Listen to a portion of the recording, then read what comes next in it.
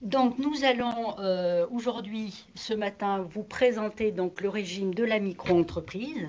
Donc, je vais, je crois, pouvoir partager le document.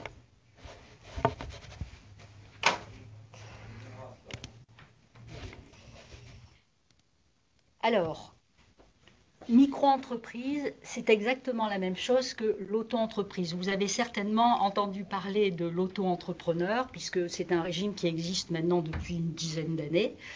Et la micro-entreprise, donc auto-entrepreneur, micro-entreprise, c'est la même chose. C'est bien la création d'une entreprise individuelle, c'est-à-dire que vous êtes seul à bord de l'entreprise et qu'il y a confusion des patrimoines, c'est-à-dire que le patrimoine de l'entreprise et votre patrimoine personnel ne font qu'un. Seule votre résidence principale est insaisissable par les créanciers, à moins de manœuvres frauduleuses, mais donc soyez bien conscients de, c'est bien une création d'entreprise. Et également, en fonction de la nature de l'activité que vous envisagez, vous allez relever de tel ou tel organisme. C'est-à-dire qu'en France, en fonction encore une fois de l'activité que vous allez mettre en place, commerce, prestation de services, eh bien vous pouvez relever, votre activité peut être de nature commerciale, commerçante, va relever de la chambre de commerce de la chambre de commerce. Si c'était une activité de transformation, c'est-à-dire que vous achetez du matériel, vous le transformez, c'est une activité artisanale. Certaines activités aussi comme la coiffure, salon esthétique, etc., vont relever des activités artisanales et donc de la chambre de métier. Et d'autres activités sont de nature libérale et donc vont relever de l'URSSAF. Donc toujours être très précis. Et je suppose que si vous avez été déjà amené à faire des démarches pour votre création d'entreprise, on vous a certainement demandé de bien préciser votre activité. Toujours être très précis sur l'activité que vous envisagez, ne serait-ce que parce qu'il peut y avoir aussi une réglementation propre à votre activité et peut-être une formation obligatoire, des agréments à obtenir. Donc, il faut être vigilant sur ces points. Alors, le régime de la micro, effectivement, si vous voulez tester une activité, compléter vos revenus, vous lancez dans une petite activité. On va voir pourquoi on parle de petite activité qui nécessite peu d'investissement, peu de stock, peu de charges. Le régime de la micro peut être adapté.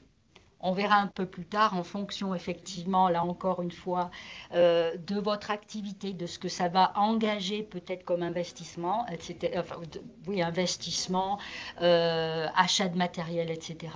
Si le régime de la micro-entreprise est adapté. Alors, on va commencer par les activités qui ne peuvent pas intégrer le régime de la micro-entreprise. Donc, les activités agricoles qui relèvent de la mutualité sociale agricole, qui est la protection sociale des agriculteurs et des activités agricoles, ne peuvent pas opter pour le régime de la micro-entreprise. Idem pour les activités qui relèvent de la TVA immobilière. Les activités médicales et paramédicales non plus. Professions juridiques et judiciaires non plus. Production littéraire ou artistique, c'est-à-dire si par exemple vous écrivez, vous êtes vous-même auteur d'un livre, vous ne pourrez pas éditer ce livre sous le régime de la micro-entreprise parce que ça relève de la protection intellectuelle et donc ça ne peut pas relever du régime de la micro-entreprise. Idem parce qu'on a régulièrement la question, les artistes de spectacle qui ont le statut d'intermittent du spectacle, pour leurs prestations artistiques, encore une fois, c'est vraiment pour leurs prestations artistiques, ne vont pas pouvoir opter pour le régime de la micro-entreprise. En revanche, ils peuvent très bien être intermittents du spectacle, avoir une activité totalement indépendante de l'activité intermittente du spectacle, pour lequel l'option de la micro-entreprise peut être possible. Mais vraiment, pour tout ce qui est production artistique, prestations artistiques, le régime de la micro-entreprise n'est pas possible. Voilà donc pour les activités qui ne peuvent pas opter pour le régime de la micro-entreprise. Alors ce matin, on se propose donc, on va aborder les différents chapitres qui sont vraiment spécifiques pour le régime de la micro-entreprise. On va vous parler du micro-social, de la franchise en base de TVA, du régime d'imposition, et puis eh bien, on viendra bien sûr au point de vigilance, parce que il y a des choses, il faut être pas prudent, mais vigilant sur certains points.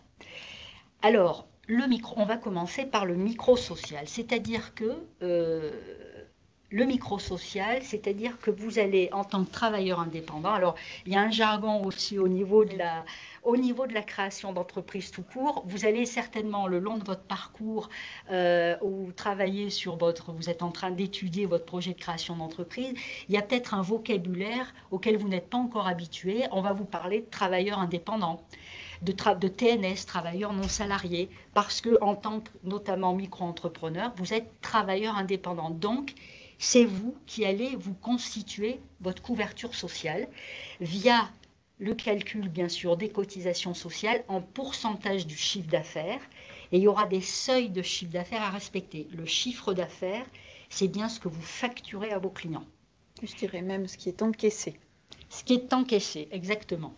Que ce soit du commerce, que ce soit de la prestation de service, c'est effectivement ce que vous encaissez. Alors, les fameux plafonds de chiffre d'affaires pour rester dans le régime de la micro-entreprise.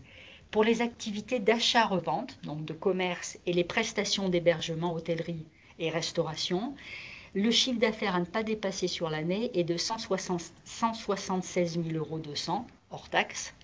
Et pour les prestations de services et professions libérales, il est fixé à 72 600 €. Il ne faut pas dépasser ces seuils de chiffre d'affaires. Bien sûr, si vous avez une activité mixte qui relève à la fois du commerce et de la prestation de services, il faut que le chiffre d'affaires global ne dépasse pas 176 200 € et qu'à l'intérieur de ce chiffre d'affaires, tout ce qui correspond aux prestations de services ne dépasse pas 72 600 €.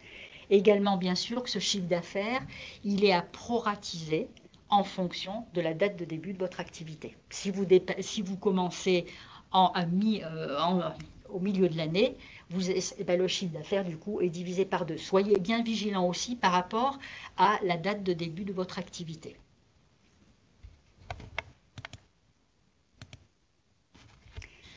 Donc, le calcul des cotisations sociales, donc c'est en pourcentage de votre chiffre d'affaires. Pour le commerce, ça c'est le taux normal. On va voir s'il peut y avoir un taux réduit sous certaines conditions.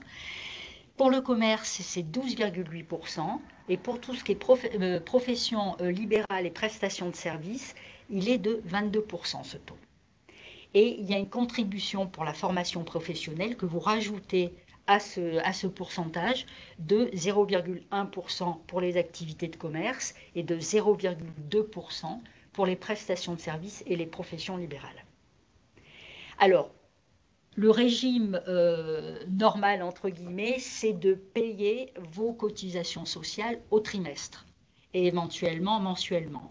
Pour les personnes notamment qui sont inscrites à Pôle emploi, c'est peut-être plus facile de déclarer un prélèvement mensuel parce que ça permet aussi de calculer l'indemnité chômage en fonction des revenus que vous allez tirer de cette activité indépendante. Oui, pour les personnes qui sont bénéficiaires de l'ARE, allocation de retour à l'emploi, il vaut mieux demander à faire ces déclarations mensuellement. Comme ça, dans un premier temps, vous déclarez votre chiffre d'affaires, vous avez une attestation de revenus et ça vous permet ensuite de vous actualiser au niveau du Pôle emploi. Voilà.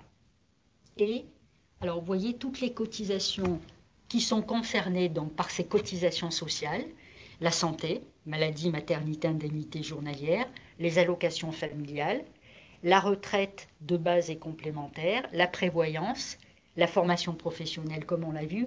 Mais attention, il n'y a pas de cotisation pour le chômage. À moins que vous le fassiez après de manière volontaire, que vous preniez, vous optiez pour une assurance privée, mais il n'y a pas de cotisation pour le chômage. Donc ça, il faut bien y veiller. Alors, j'ai pas... Voilà, je regarde un petit peu sur ma droite parce qu'il peut y avoir des questions effectivement. Alors soit on va voir un peu s'il y a beaucoup de questions, on les traitera au fil de l'eau, ou autrement on répondra aux questions à la fin de ce webinaire.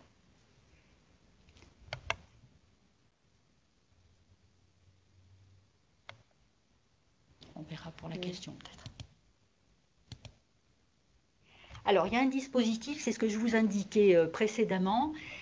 Il peut y avoir la première année de votre activité, mais selon certaines conditions, vous pouvez, pour avoir bénéficié d'une exonération partielle de vos cotisations sociales, déposer auprès de l'URSSAF ce qu'on appelle un dispositif ACRE pour pouvoir être exonéré partiellement de ces cotisations sociales. C'est-à-dire que la première année de votre activité, vous allez payer, au lieu de payer le taux plein, vous allez payer la moitié, 6,4 pour les activités de commerce et de prestations d'hébergement et restauration, et 11% pour les prestations commerciales, artisanales, activités libérales.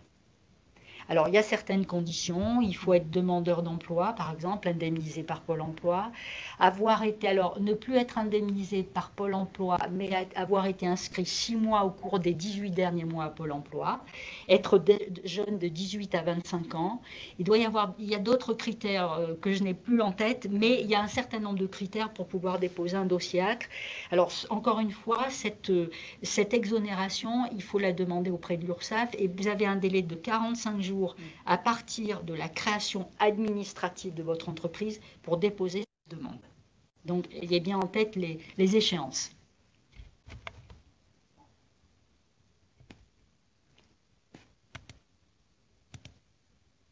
Alors, si je vois quand même une question, lorsqu'on travaille avec des plateformes, ce qui est facturé ne correspond pas à ce qui est encaissé puisqu'il y a déduction de la commission de la plateforme. Que faut-il déclarer, ce qui est facturé ou ce qui est réellement encaissé? Moi, je dirais que la commission ne passe pas, c'est pas du chiffre d'affaires, la commission. Pour moi, on déclare ce qui est encaissé. Ce qui est encaissé, je suis d'accord. Donc, pas la commission. Ça, c'est des frais annexes. Oui. C'est des charges pour l'entreprise. Alors, déclaration de chiffre d'affaires, paiement des cotisations sociales. C'est pour ça aussi que là, il faut être très régulier dans la gestion de votre entreprise. Ce n'est pas parce que c'est une petite entreprise, il faut être assez discipliné. C'est-à-dire que il va falloir déclarer votre chiffre d'affaires, c'est ce qu'on a vu tout à l'heure, et vous dites, au moment où vous créez votre entreprise administrativement, vous allez déclarer quand est-ce que vous déclarez justement et payez vos cotisations sociales. Donc, si le chiffre d'affaires est nul, bien sûr, il n'y a pas de cotisation sociale à payer. Mais soyez vigilants, si par exemple au cours du trimestre ou du mois précédent, vous n'avez pas réalisé de chiffre d'affaires, il faut quand même le déclarer. Il faut quand même mettre 0 sous peine d'amende. Donc ça, soyez vigilants, même si c'est 0, il faut quand même le déclarer. Quand vous avez créé votre entreprise administrativement, il n'y a jamais de déclaration de chiffre d'affaires dans un délai de 90 jours à partir de la création de votre entreprise. Ça, c'est vraiment pour le début de votre activité.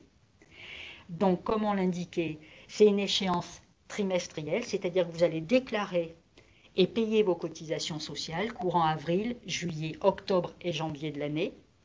En revanche, si c'est tous les mois, la déclaration est à effectuer au plus tard le dernier jour du mois qui suit l'échéance mensuelle. Donc, il faut être, là aussi, très discipliné. Alors, je vais un peu insister là-dessus aussi. Très grande vigilance sur Internet. Vous n'avez qu'un seul site de référence pour télédéclarer et télépayer vos cotisations sociales. C'est le site autoentrepreneur.ursaf.fr. C'est d'ailleurs sur ce site que vous aurez votre espace personnel, que vous pourrez télécharger les documents qui ont trait à votre activité, etc. Mais il n'y a pas d'autre site qui soit officiel. C'est le site officiel. Donc soyez vigilants parce que Internet... il y a pas mal d'arnaques sur Internet, y compris des plateformes qui vous proposent de vous aider à créer votre entreprise. Mais il y a des fois, on s'aperçoit que leurs conditions générales de vente ne sont pas toujours très précises et ne vous assurent pas d'avoir une activité bien créée, bien déclarée administrativement. Donc, soyez très vigilants. il y a notamment des sites frauduleux aussi, il y a des arnaques, il y a aussi des sites qui fonctionnent en toute légalité, mais qui ne font pas les démarches comme il faut ou qui ne vont pas jusqu'au bout des démarches. Donc vous pouvez payer peut-être un service parce que ça vous rassure, mais c'est pas pour ça que ce sera fait avec qualité et correctement. Et à partir du moment où c'est vous le chef d'entreprise, c'est vous qui êtes responsable. Donc c'est déjà une première démarche que vous devez prendre en charge par vous-même et bien vérifier que tout est fait dans les règles et que ce soit conforme à votre activité et à vos besoins. Et d'une manière générale, à partir du moment où vous êtes indépendant, vous allez être sollicité par des assureurs, de la publicité. Donc faites attention, surtout ne signez rien, ne payez rien sans vérification au préalable. Et notamment, c'est toujours, par exemple, par courrier, vous pouvez recevoir des sollicitations par courrier et on s'aperçoit sur le document, en bas de page, il peut y avoir une petite indication en bas de page ou les conditions générales de vente qui indiquent que ça n'est pas obligatoire. Donc, il faut être très vigilant encore une fois. Dernier point, et là aussi, il faut en tenir compte. Pour valider de 1 à 4 trimestres de retraite, ne serait-ce que la retraite principale, on ne parle même pas de la complémentaire, il faut réaliser un certain montant de chiffre d'affaires. Donc, par exemple, si la micro-entreprise est votre seule activité, il faut bien que vous évaluez le chiffre d'affaires potentiel pour voir si vous pourrez aussi valider des trimestres de retraite. Ça peut avoir son importance aussi. Oui, oui, oui, ça on n'y pense pas toujours. Et Oui. par exemple, pour de l'achat-revente pour du commerce simple, pour valider ces 4 trimestres, il faut quand même faire autour de 24 000 € de chiffre d'affaires à l'année. Donc certaines personnes se disent, oh ben, je vais finir voilà, mes 5 dernières années, après je prendrai ma retraite. Mais si on ne déclare pas suffisamment de chiffres, en fait, ça peut durer beaucoup plus longtemps. Voilà, donc c'est pour ça aussi, on insiste toujours beaucoup qu'il est très important de bien évaluer votre activité. Il s'agit bien, c'est la micro-entreprise peut-être, c'est peut-être une petite activité, mais il faut bien évaluer encore une fois votre activité, bien connaître son marché. Donc une étude de marché peut être importante, ne serait-ce que pour savoir votre concurrence, déterminer votre concurrence, vos clients potentiels. Est-ce que ce sont des particuliers, des professionnels? Est-ce qu'il y a une évolution aussi dans les habitudes de consommation qui peuvent impacter votre activité? Ça vous permet aussi de chiffrer encore une fois tout ce qui est nécessaire à travailler, à gérer, à conduire votre entreprise et puis voir effectivement si vous pourrez payer vos cotisations sociales et puis peut-être effectivement pouvoir aussi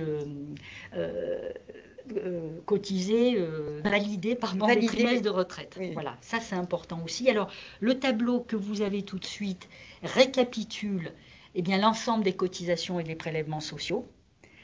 Donc, vous voyez, selon le chiffre d'affaires, encore une fois, activité de commerce ou prestation de services, les cotisations sociales à taux plein, une contribution à la formation professionnelle. Alors là aussi, soyez vigilants. Si pendant une année complète, les 12 mois consécutifs, vous ne réalisez pas de chiffre d'affaires, ça veut dire, bon, bien sûr, vous n'aurez pas payé de cotisation sociale, mais vous n'aurez pas non plus payé la contribution à la formation professionnelle. Ça veut dire que si vous souhaitez engager une formation, elle ne pourra pas être financée. Donc là aussi, vigilance par rapport au paiement des cotisations sociales et donc au chiffre d'affaires que vous pourrez réaliser. Selon la nature de votre activité, il y a une taxe qui peut être ajoutée, une taxe pour frais de chambre consulaire, que ce soit chambre de commerce ou chambre de métier. Et donc, vous voyez, au total, vous avez le total des cotisations donc, et prélèvements sociaux. Déjà, vous savez que sur ce chapitre-là, vous aurez des cotisations sociales à payer en fonction de votre chiffre d'affaires. Je ne vois pas d'autres questions tout de suite. Il y a un commentaire sur le cumul ARE, donc allocation de retour à l'emploi et chiffre d'affaires de micro-entreprise. Il est vrai que quand on est demandeur d'emploi, ça peut être intéressant de parler avec son conseiller Pôle emploi pour éventuellement demander peut-être des aides à la formation ou valider une formation, valider des acquis ou faire des expériences en milieu professionnel. Tout ça est accessible tant que vous êtes demandeur d'emploi en phase de création. Et par contre, à partir du moment où vous avez votre numéro sirène, vous êtes enregistré au greffe du tribunal, vous êtes Entrepreneur. Donc, si vous avez besoin d'une formation, si vous avez accès à des financements pour des formations, c'est à faire avant l'immatriculation. Et d'une manière générale, pour des demandes de subventions ou des demandes de financement, etc., il faut mieux se renseigner bien avant de s'immatriculer, de s'enregistrer officiellement. Et pour le cumul de l'ARE, moi, je vous conseillerais de voir un spécialiste indemnisation au niveau du Pôle emploi qui pourra vous expliquer ce qui est possible et compatible avec votre situation à vous. Alors, une petite indication aussi par rapport à la micro-entreprise, parce que certaines fois, on est sollicité par des gens qui sont salariés et qui disent oh ben, si je suis salarié, je cotise déjà, donc je n'ai pas besoin de cotiser à un régime supplémentaire. Si à partir du moment où vous créez une entreprise en complément de votre activité salariée, que vous réalisez du chiffre d'affaires, vous allez quand même cotiser. Certes, vous allez cotiser au régime général en tant que salarié, mais vous serez de toute façon tenu, obligé de payer vos cotisations sociales en tant que travailleur indépendant, sachant aussi que veillez bien, si vous êtes salarié, bien sûr, bien regarder votre contrat de travail, s'il n'y a aucune clause qui vous interdirait, entre guillemets, d'avoir une activité en complément de votre activité salariée, et vous avez un devoir de loyauté vis-à-vis de votre employeur. C'est-à-dire que c'est sur votre temps de loisir et non pas sur votre temps de travail que vous allez travailler sur votre création d'entreprise. Il y a des fois confusion.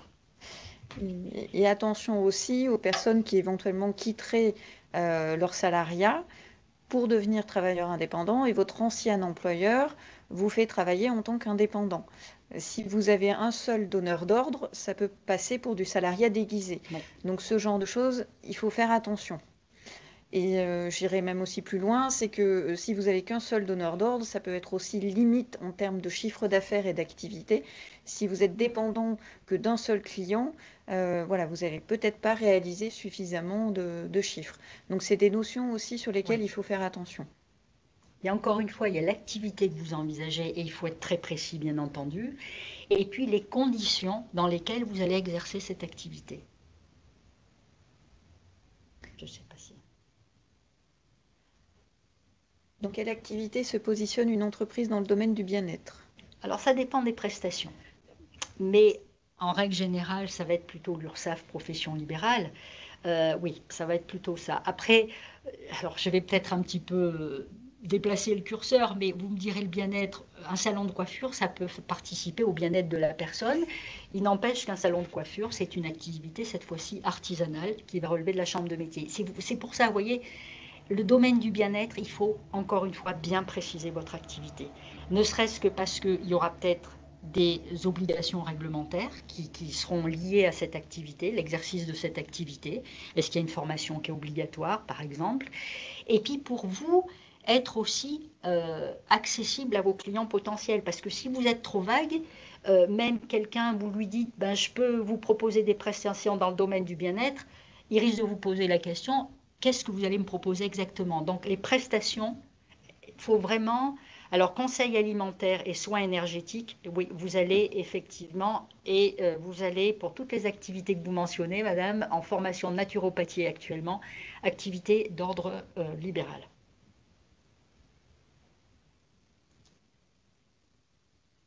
Je ne vois pas...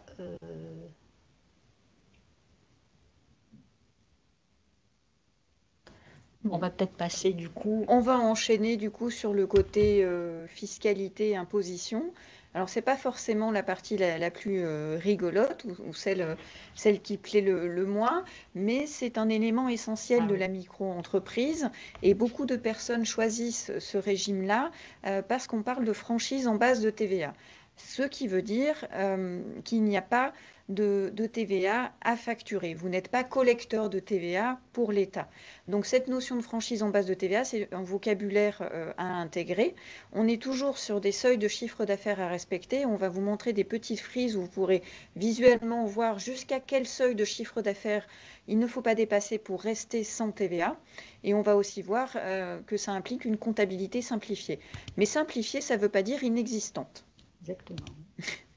Alors, sur les seuils de chiffre d'affaires, on a toujours cette notion de seuil à ne pas dépasser.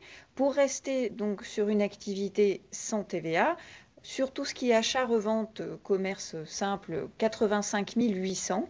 Et pour tout ce qui est prestations de services et les professions libérales, 34 400. Donc annuellement, tant que vous ne dépassez pas ces chiffres d'affaires, vous restez sur du hors-taxe et il n'y a pas de TVA. Donc en fait, votre client final ne pourra pas récupérer la TVA sur votre prestation parce que vous n'allez pas la facturer. En termes d'activité mixte, donc activité mixte, vous êtes à la fois et commerçant et vous avez de la prestation. On a aussi donc cette notion de chiffre d'affaires global, donc au maximum 85 800 et à l'intérieur de ce chiffre, la prestation de service ne doit pas dépasser 34 400.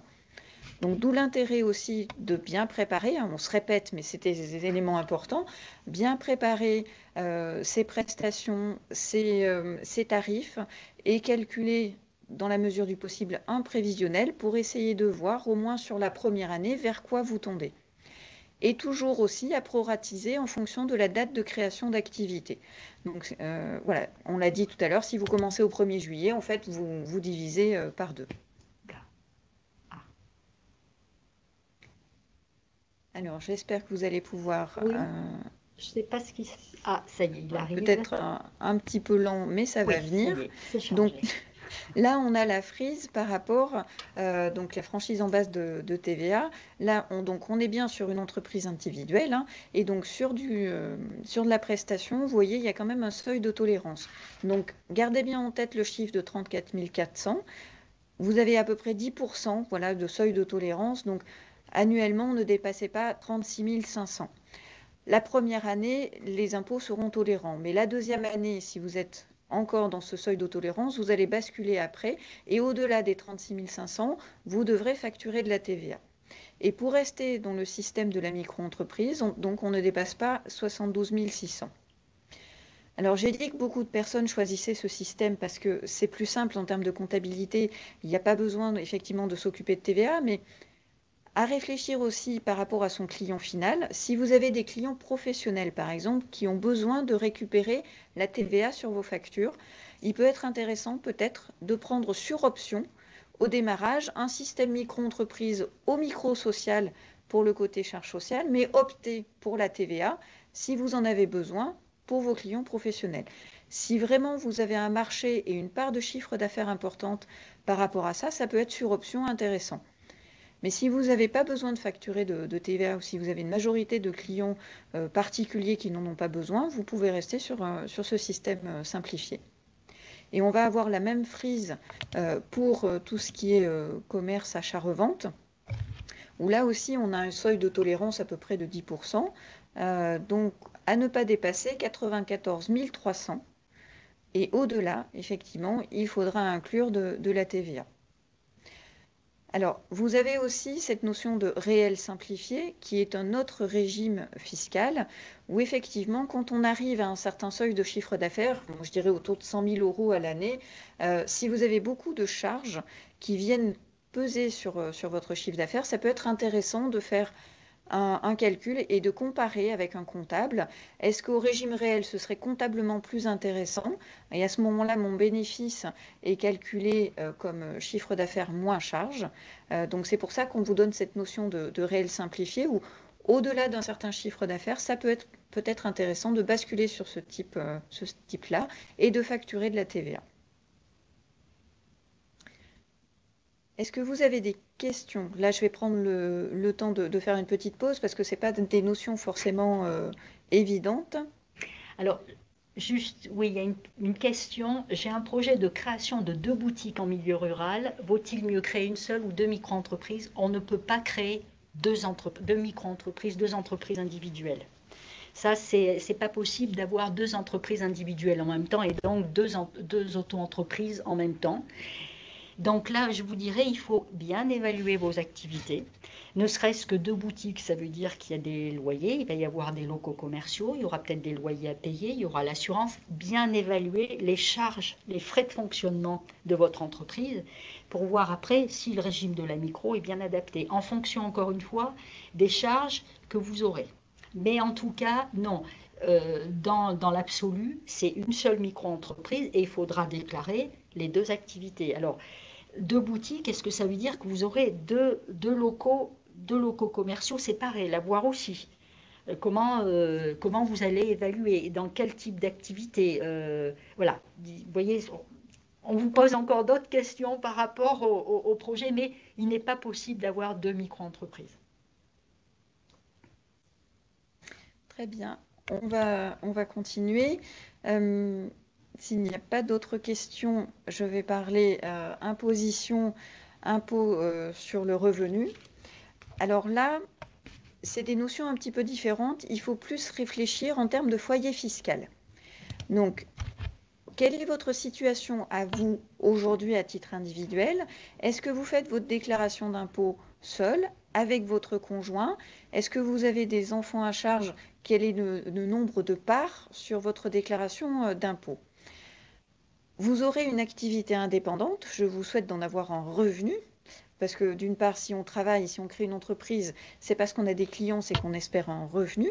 Et ce revenu, vous allez me dire, mais comment il est calculé? Et du coup, est-ce que je vais payer de l'impôt sur ce revenu? Donc, c'est des bonnes questions à se poser.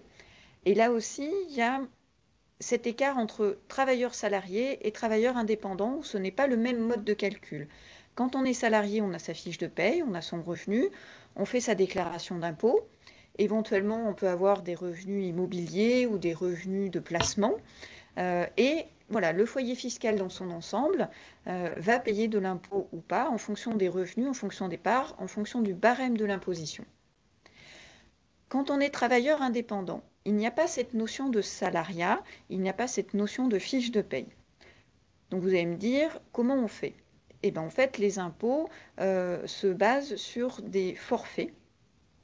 Donc, on va les voir après, mais l'idée, c'est qu'on prend un pourcentage sur votre chiffre d'affaires, ça fait une assiette, et c'est ce montant-là qui sera rajouté au cumul de vos autres revenus.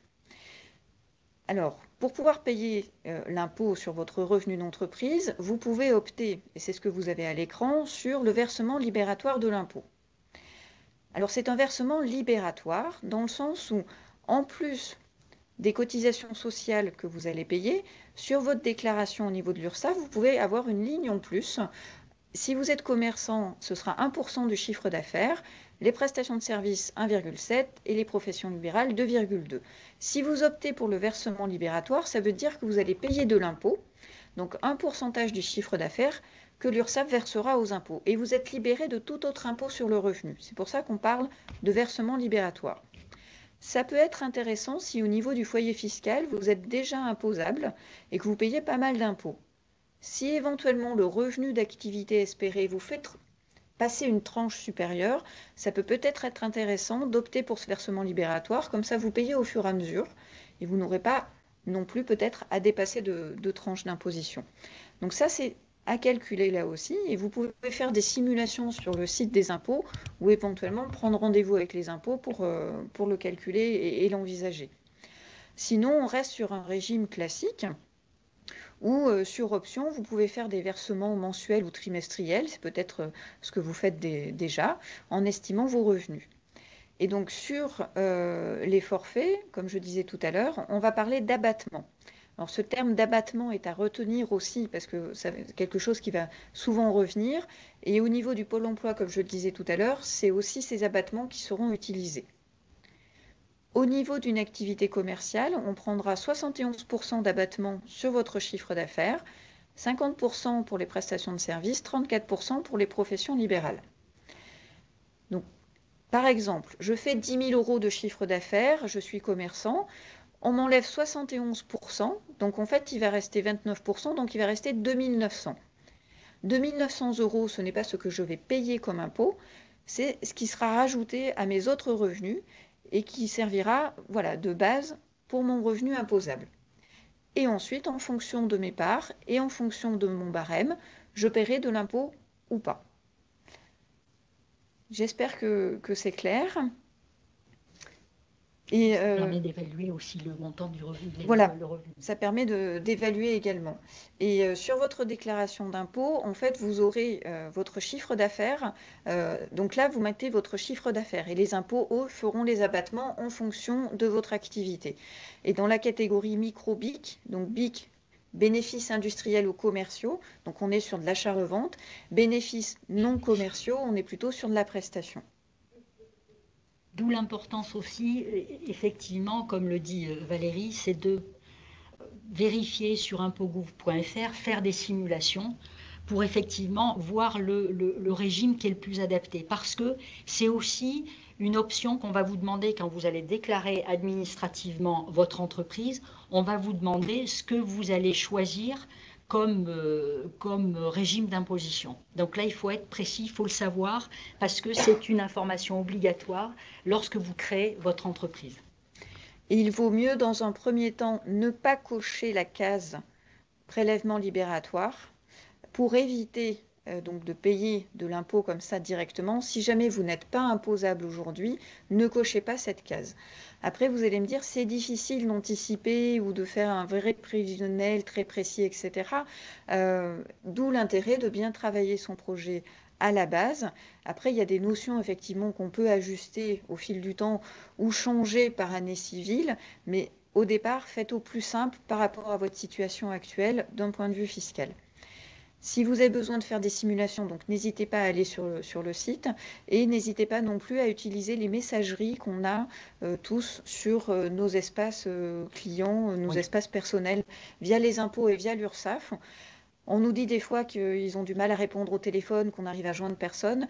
Pour l'avoir pratiqué, les messageries sur les espaces fonctionnent très bien et ils répondent dans les 48 heures. Donc ça, c'est vraiment très pratique.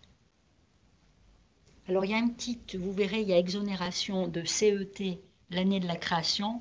C'est la contribution économique et territoriale. C'est anciennement ce qu'on appelait la taxe professionnelle. Et elle est notamment constituée de ce qu'on appelle la CFE, cotisation foncière des entreprises. C'est un impôt local qui va dépendre du lieu où vous allez domicilier votre entreprise. Et cet impôt local, il est calculé, il est déterminé par la commune où vous allez encore une fois domicilier votre entreprise. L'année de la création de votre entreprise, vous n'êtes pas assujetti à cet impôt local. Et si vous ne dépassez pas 5 000 € de chiffre d'affaires, vous n'êtes pas assujetti à cet impôt. En revanche, si vous dépassez le chiffre d'affaires, soyez vigilant. Deuxième année d'activité, vous pouvez avoir à payer cet impôt local. Donc, bien le provisionner aussi. Pensez à bien le provisionner pour ne pas avoir de mauvaises surprises. Et pour ça, pour la CFE, donc cotisation foncière des entreprises, les impôts ne vous envoient pas d'avis papier. C'est à vous créer un compte, un espace client professionnel sur impôts.gouv.fr et à vérifier fin novembre, début décembre, là on y est, si vous êtes redevable de cette taxe, quel est le montant à payer et éventuellement accepter un prélèvement payé par Internet. Et si jamais vous ne le faites pas, vous risquez de recevoir dans le courant du premier trimestre de l'année suivante, par contre, un rappel avec éventuellement une indemnité à payer en plus. Donc, il faut être vigilant et savoir qu'au mois de décembre, il faut vérifier ça sur son compte, son espace professionnel, vérifier si on est redevable. Est-ce qu'il y a des questions? Alors, je vois, quelqu'un a noté, il y a des notions qui sont un peu floues. Est-ce qu'il y a des termes ou une terminologie qui... Oui. Alors après, je vais un peu dépasser le cadre de la micro par rapport à l'accompagnement de votre projet de création d'entreprise.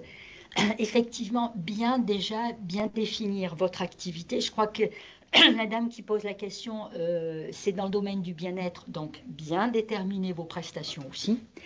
Où vous en êtes de votre projet. Alors ça peut être aussi l'objet, vous pouvez appeler nos services effectivement pour voir où vous en êtes, les démarches que vous avez déjà engagées, etc.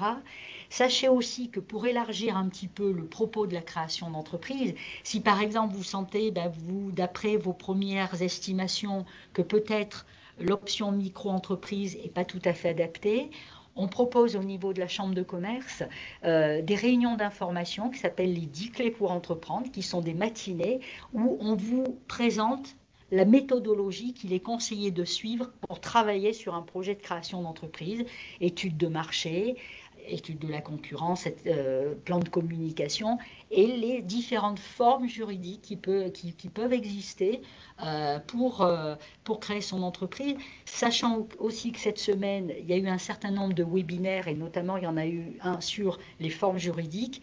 Donc, si vous êtes inscrit, vous pourrez les avoir disponibles en replay.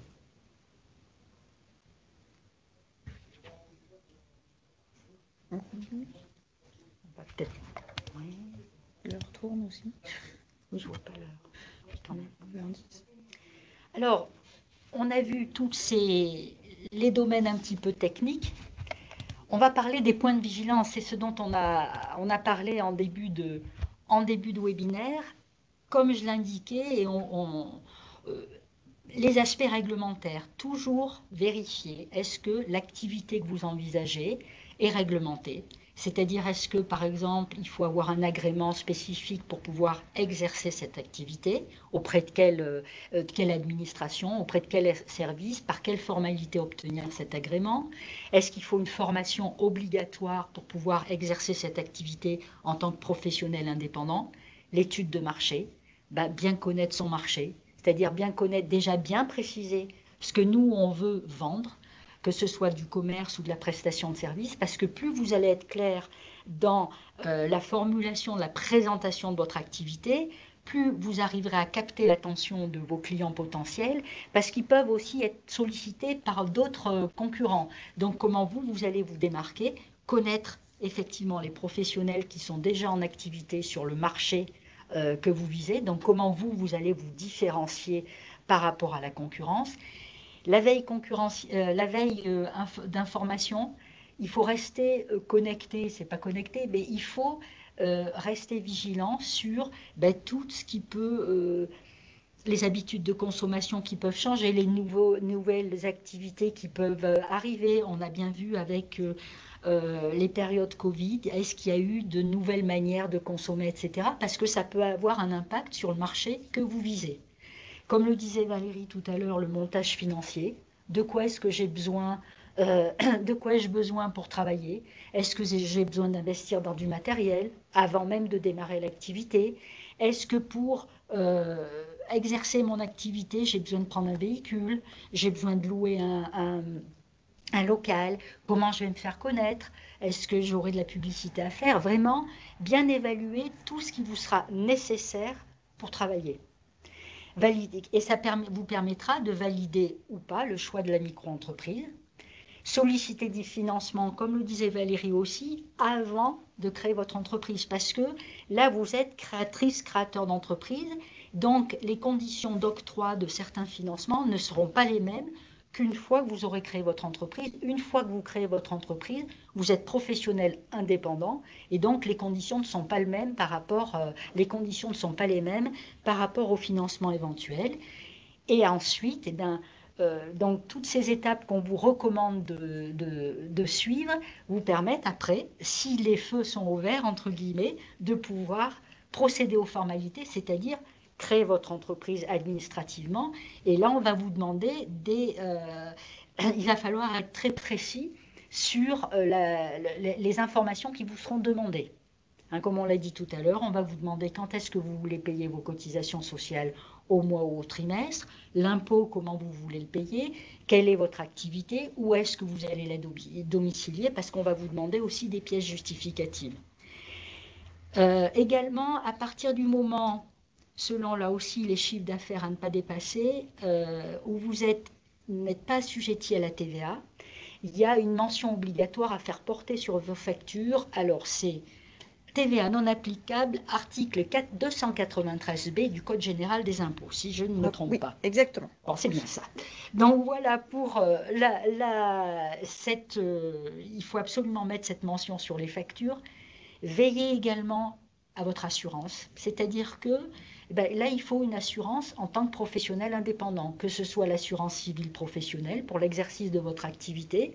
Si par exemple vous utilisez votre véhicule personnel, mais aussi à titre professionnel, bien ventilé, il y a l'assurance qui concerne l'usage personnel de son véhicule et il y a l'assurance qui concerne l'usage professionnel du véhicule.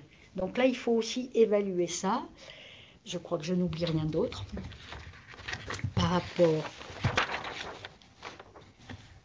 conserver les factures, livre des recettes et des achats, bien toujours être là aussi très discipliné, comme quand on sa propre comptabilité personnelle, et bien pour la micro-entreprise, bien conserver les factures, bien conserver vos factures d'achat, etc.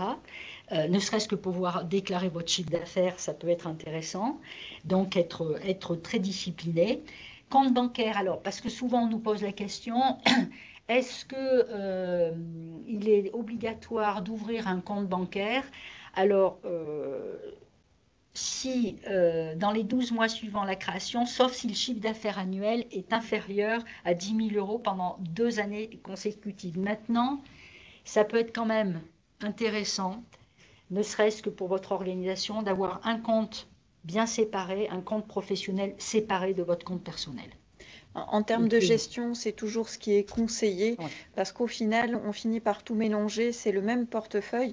Alors même s'il y a confusion des patrimoines et qu'on sait qu'au début d'activité, on prend dans la poche pour mettre dans l'entreprise, etc., c'est quand même bien de pouvoir distinguer les flux de l'entreprise des flux personnels.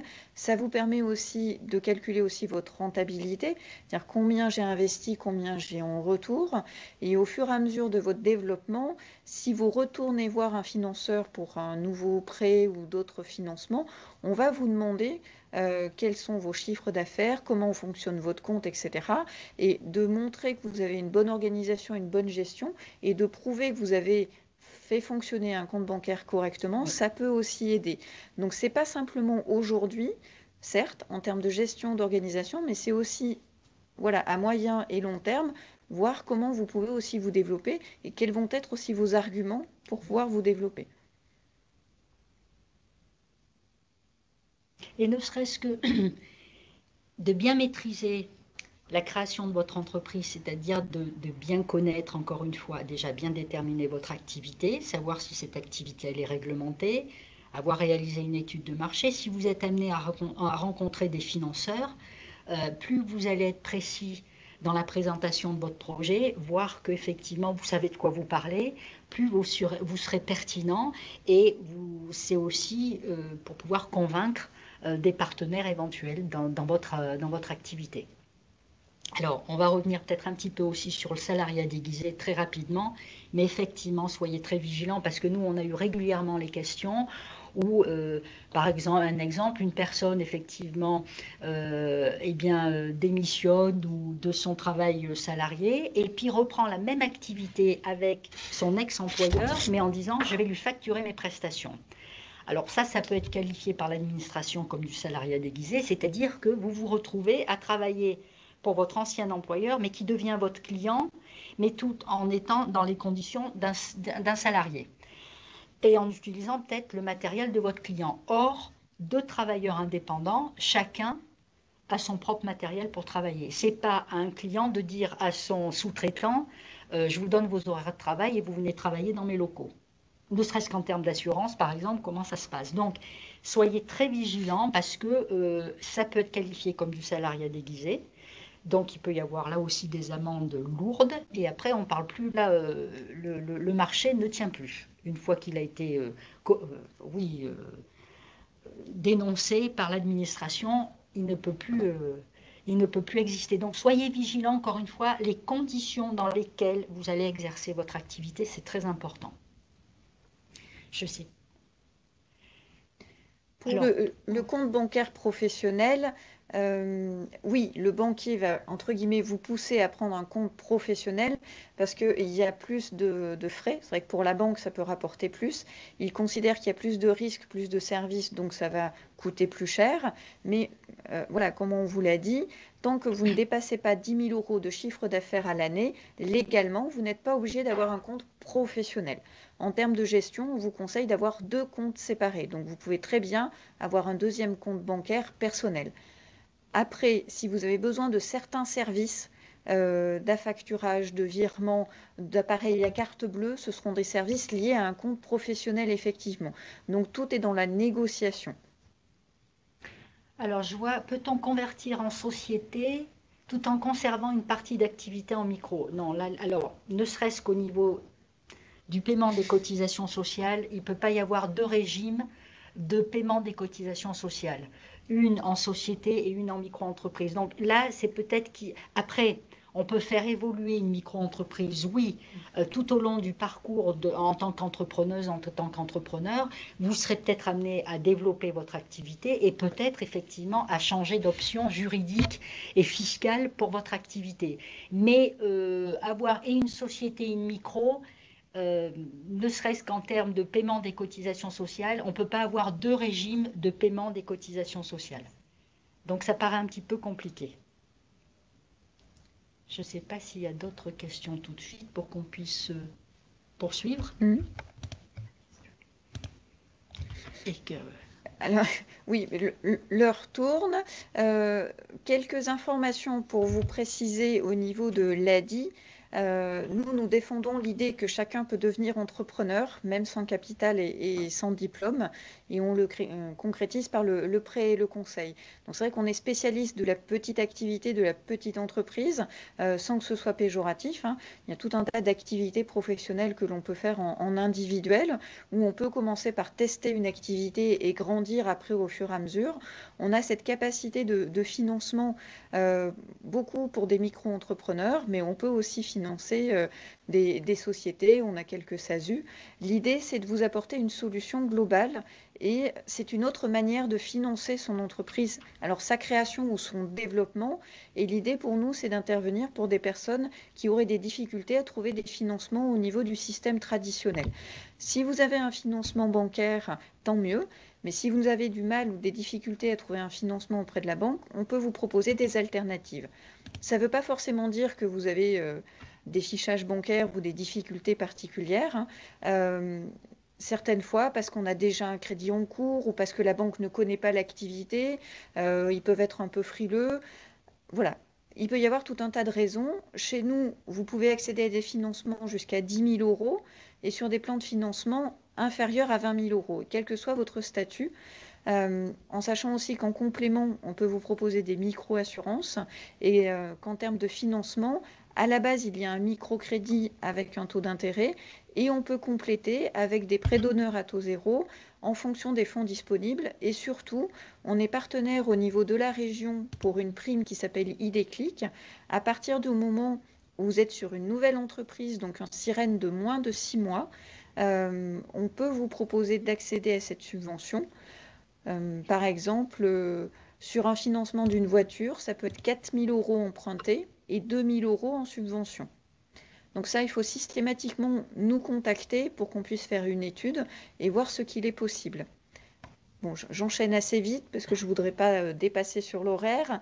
Et je voudrais aussi mentionner le nouveau dispositif qui vient juste d'être signé. Alors là, vous avez la primeur. Je suis désolée, il y a un critère d'âge, donc c'est uniquement pour les jeunes de moins de 30 ans. Un dispositif d'insertion par l'économie, donc par rapport au plan de relance général au niveau national. Donc si vous avez moins de 30 ans, que vous créez une nouvelle entreprise, donc là c'est un numéro sirène de moins de 3 mois. Il y a un second critère ensuite. Alors, on arrive toujours à trouver des solutions, mais soit vous êtes inscrit à la mission locale, soit vous êtes demandeur d'emploi longue durée, bénéficiaire de certains minima sociaux, certaines allocations, éventuellement habitant quartier ville prioritaire ou zone rurale. Et là, on sera sur une subvention de 3 000 euros. Donc, ce n'est pas négligeable hein, en termes de création d'entreprise et couplé à un microcrédit minimum de 1 000 euros. Et cette prime, donc, sera versée sous condition d'immatriculation. Donc, le dispositif, là, est tout nouveau, mais on peut déjà commencer à faire les dossiers. Donc, si vous avez des questions, si vous souhaitez faire une demande, n'hésitez pas à nous contacter directement. Soit vous pouvez prendre rendez-vous sur le site de l'ADI, soit nous contacter par téléphone. Est-ce qu'il y a des questions ?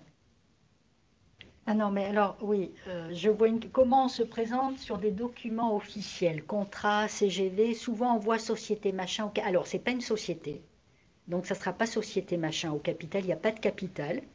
En revanche, selon votre activité, oui, vous pouvez être immatriculé au registre du commerce et des sociétés. Si votre activité relève d'une activité de commerce, par exemple prestation de services qui dépend de la chambre de commerce, oui, votre entreprise sera immatriculée au registre du commerce et des sociétés. Alors, comment on fait en micro? C'est plutôt votre nom et votre prénom. Maintenant, vous pouvez aussi déposer un nom commercial en veillant bien au préalable, au niveau de l'INPI par exemple, que le nom commercial, votre nom de publicité, n'a pas déjà été déposé par un concurrent, par un autre professionnel.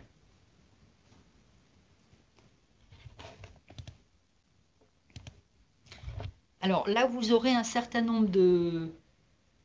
Pour poursuivre votre recherche d'informations, on vous a laissé un certain nombre de sites. Alors, notamment le site de BPI France Création, Banque publique d'investissement, où vous pouvez avoir en ligne pas mal d'informations sur la création d'entreprises de manière globale. Comme je vous l'indiquais également, la possibilité, si vous voulez élargir un petit peu vos informations sur la création d'entreprise, vous avez eu les webinaires toute cette semaine dans le cadre de Oser l'entreprise. Donc, sachez qu'ils seront disponibles, comme vous êtes inscrit, vous pourrez en avoir le replay. Également, nous, au niveau de la Chambre de commerce, on vous propose des réunions thématiques. Donc, on a également des ateliers sur la micro-entreprise, mais qui durent un petit peu plus longtemps. Il y a également donc les sessions d'information, les 10 clés pour entreprendre. Et je crois que vous avez eu le contact, oui, tout à fait, sur notre site internet. Vous pouvez également, si vous souhaitez, vous y inscrire, voir avec notre centre contact client pour pouvoir vous inscrire à une session. Encore une fois, quand vous appelez nos services aussi, précisez bien votre activité. Parce que selon votre activité, peut-être vous serez orienté par exemple vers la chambre de métier si votre activité est artisanale. Et vous voyez, c'est procéder aux formalités déclaratives. C'est-à-dire qu'une fois que vous avez validé toutes les étapes qu'on vous a présentées, que donc vous êtes prêt à démarrer l'activité, en fonction de la nature de votre activité, vous allez créer administrativement votre entreprise. Donc soit au niveau de la chambre de métier, soit au niveau de l'URSSAF sur le site, c'est de manière dématérialisée, toujours sur le site qu'on vous a indiqué, www.autoentrepreneur.ursaf.fr et pas un autre. Si votre activité relève de la chambre de commerce, donc vous pouvez prendre rendez-vous. On a notamment des ateliers 90 minutes pour créer sa micro-entreprise. Donc ça peut être bien où vous avez un accompagnement d'une conseillère du centre de formalité des entreprises. C'est un atelier qui a un coût de 55 € et vous êtes accompagné pour créer administrativement son entreprise. Parce que la création, l'immatriculation d'une entreprise, c'est aussi un travail qu'il faut préparer parce qu'on va vous poser des questions, qu'il faudra y répondre parce qu'on ne pourra pas valider votre immatriculation si vous ne répondez pas à certaines rubriques qui vous sont demandées. Et pour que vous-même, vous sachiez exactement quel régime vous allez choisir pour le paiement de vos cotisations sociales, pour le paiement de votre impôt, pour que vous aussi, ça vous permette après de bien gérer votre entreprise. Et là, donc, vous avez donc nos contacts au niveau de la Chambre de commerce, donc le service entrepreneuriat, où nous sommes un certain nombre de conseillères avec des spécificités au niveau géographique selon le lieu où vous allez domicilier l'entreprise. Donc, toujours préciser aussi où est-ce que vous envisagez de vous implanter. Donc, vous avez nos coordonnées. Et pour l'ADI, pour l'ADI, vous pouvez aussi nous contacter. Donc directement, vous avez les numéros de portable des 3 conseillères, dont moi, et vous avez aussi le numéro Cristal, donc vous pouvez contacter la plateforme téléphonique pour prendre un rendez-vous. Et vous avez plusieurs permanences. Sur Clermont-Ferrand, on se trouve dans le quartier de la gare SNCF. On peut vous recevoir en présentiel ou faire des rendez-vous également en visio, au choix. Je regarde, mais il ne semble pas qu'il y ait d'autres questions. On est en train de regarder.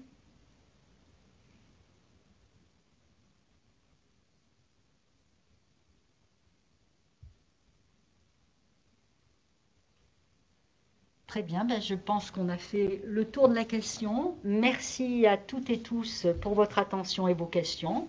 Et puis n'hésitez pas à nous contacter si vous avez besoin un petit peu de continuer et de présenter votre projet. Bonne journée. Merci. Merci à vous.